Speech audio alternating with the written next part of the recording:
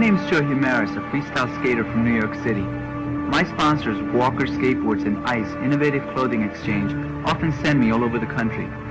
Here in LA are two of the best professionals about to session with their friends in a backyard half-pipe. The pastime that was first known as sidewalk surfing has at last come into its own. It's matured into full professional status. Skaters have designed and refined their gear, have created and polished their tricks, and have developed skills which have allowed skateboarding to be recognized as a full-blown legitimate sport. And as in every sport, skateboarding has its personalities, those whose special ability and unique style have set the best apart from the rest. These are the skaters who have captured the public's imagination.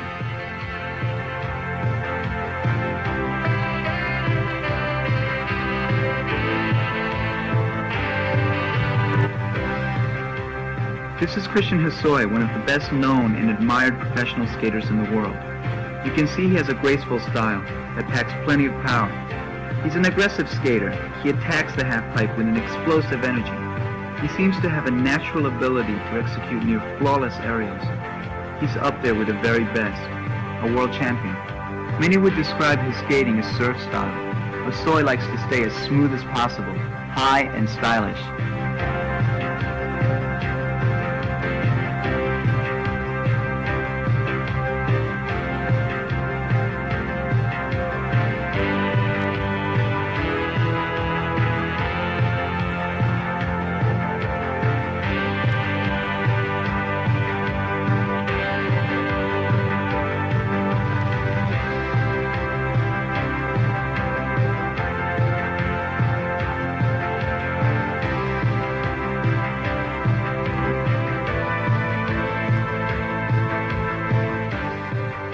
Man of few words, Christian communicates primarily through his skating. He loves music, and he loves to put on a show. He's known for finding the time to guide and encourage beginners, to show them how to skate safely and well. Consequently, he has a well-deserved popularity with the younger skaters. To untold thousands of kids, Christian Hosoi is a true cult hero.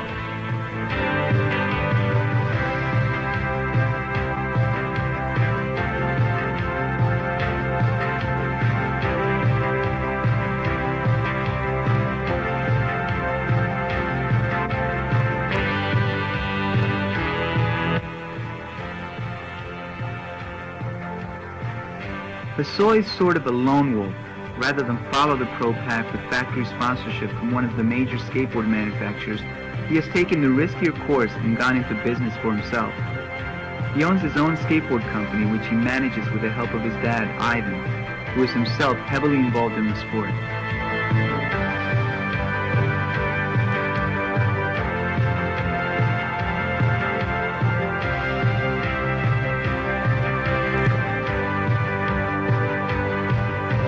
Christian appears to be a very good businessman. His boards are very popular and they sell extremely well. But deep down, his heart is in skating. He is extremely dedicated to the sport. If there were no money in it, I think he would skate just as often, just as hard.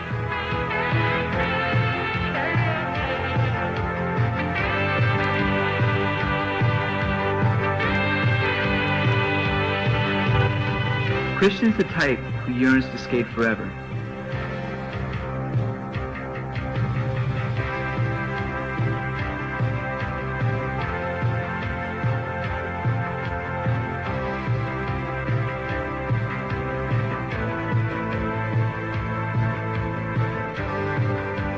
To put it in his own words, life after skateboarding is death.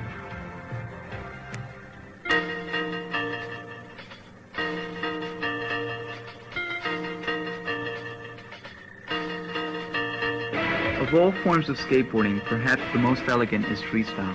With the grace and form of an Olympic athlete, this world champion works out in a fast food parking lot to a very appreciative audience. People have this image that skaters are bums, that all they care about is skating, that that's their whole life. Well, for some it's like that, but for most, skating is not only their sport, it's their art. While some people sneer and call skating goofing off, others call it dedication. Most great artists and great athletes think like that. They concentrate on their sport or their art. For the pro skaters, skating is number one in their lives, and that dedication I think, is what helps make them as great as they are. This is a true superstar, as good as they get. He's been skating half his life, but he's no airhead. He's in a top-notch college studying to be a biomedical engineer.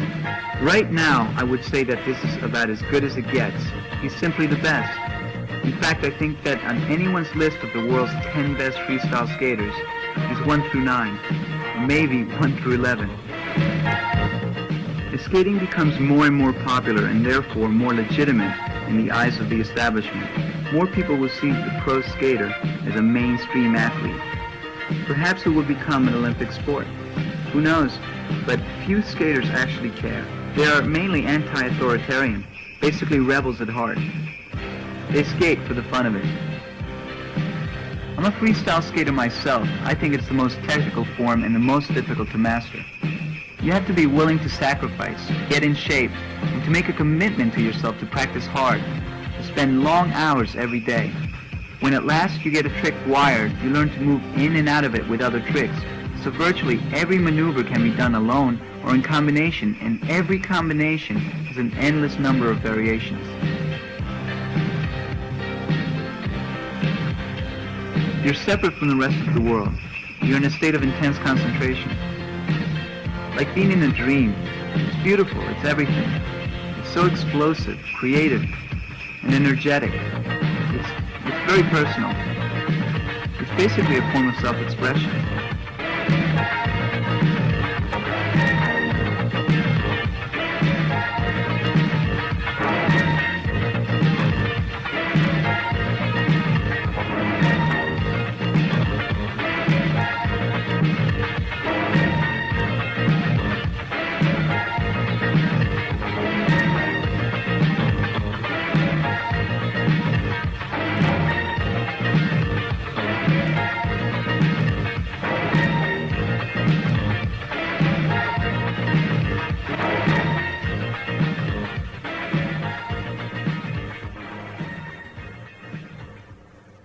Hi, my name is Steve Bronco. I'm a professional skater. I ride for Simp Skateboard.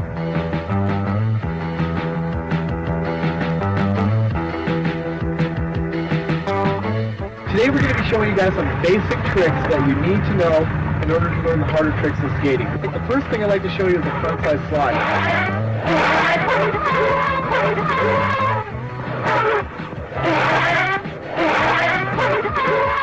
The reason you're going to learn a frontside slide is two things. Number one, you have to be able to slow down when you're skating. You can't always skate at full speed. Number two, you can come to a complete stop with a frontside slide. You don't have to put your foot down. You don't have to lose control of the board. You can almost come to a complete stop.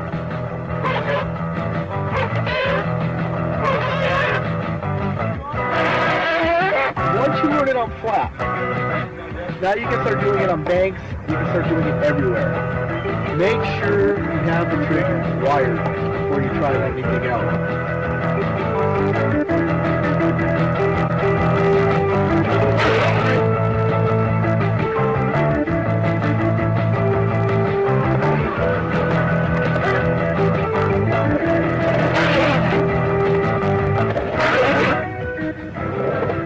Frontside slide on the bank is also used to control your speed and the direction in which you come off the bank. If you want to be coming back up the bank, back down, wherever. You have to learn to do this trick.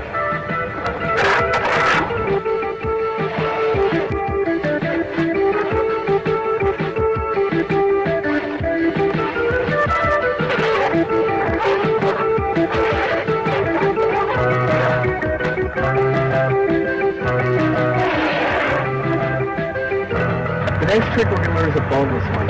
Boneless ones can be used for going over things. The best way to learn a boneless one is on flat ground. Grabbing your board, bending your knees and relaxing, bringing the board up, and then pushing off the ground, giving yourself time to get your foot back on the board.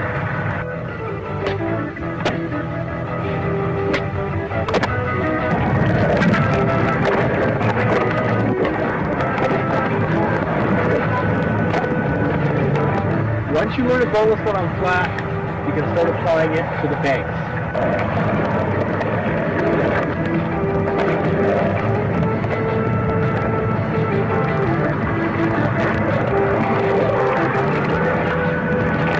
main thing to remember when you're going to do a boneless one on the bank is relax so you can bend over and grab the board, okay? Number 2 is when you're boosting off, make sure you're boosting in a direction that's going to land you back down the bank in a line, not sideways.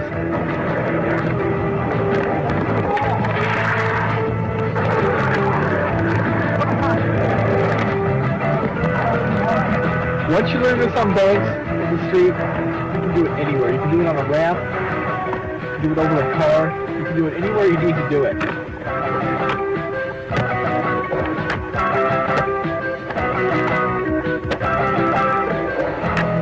What we're trying to get across here today is you have to learn the basic things before you go out and try things like 540s, 720s, 10-foot high Japan airs, all that kind of stuff. Basic things must be mastered.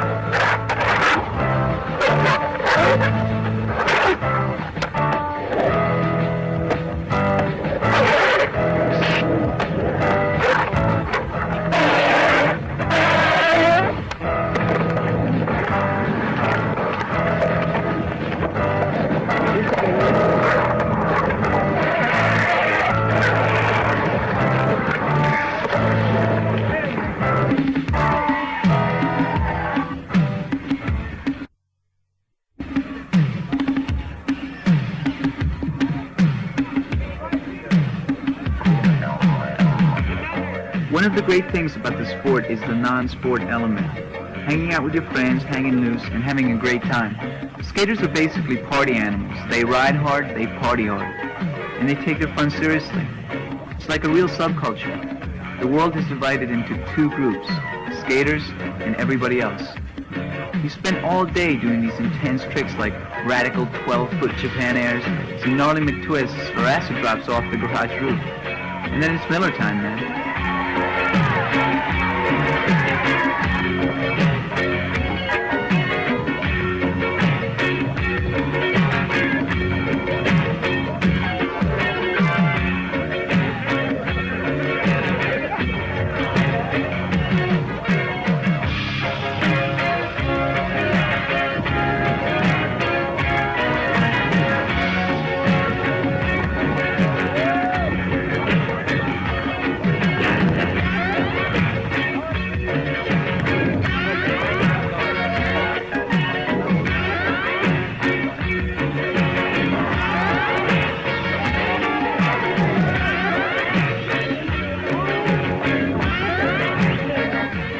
For a couple of years, skating was on the decline.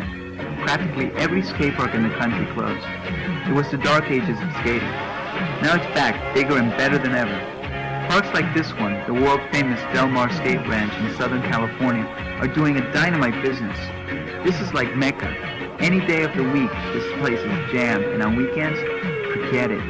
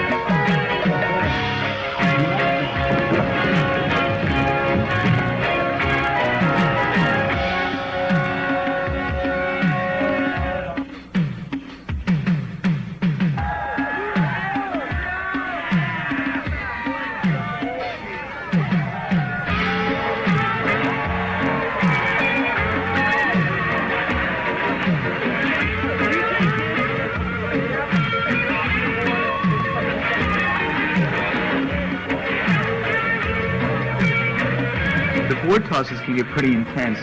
Some kid catches a board, then the larger dude wrestles it away from him, and then a bigger guy fights him, and it goes on and on.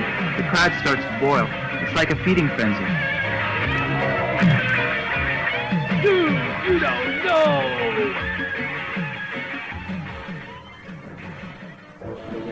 My name's Joe Humaris. I usually train in New York City.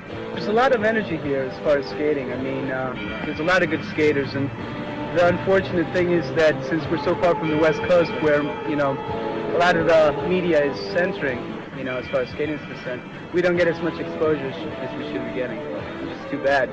You know, we really do deserve some. We've been around for a long time, maybe not as long as California, but we've been skating for a while. My name's Lewis. I've been skating for about maybe 2 years. I just moved to New York a while ago. I think it's great. I only been here about 4 months and the place is wild. There's nothing better than New York City. There's so many places to just street skate and skate everywhere. When I first came here, everyone's so friendly. Like, it's not a locals only scene. Like out in California, there's a lot of people that don't let you skate their spots. They got picked out because they don't want you there to get busted or anything, right? But in New York, they take you everywhere, and you can skate anywhere you want. It's just a free-for-all for everyone. I just love it here. My name is Pepe Torres, and I like to skate. New York City, I think, is the best place to skate because you have everything in here to skate, like banks, everything. All those places, like Washington Square Park, Brooklyn Bridge, everything. You know? So it's good for skate. I mean, it's the best place to skate, I think.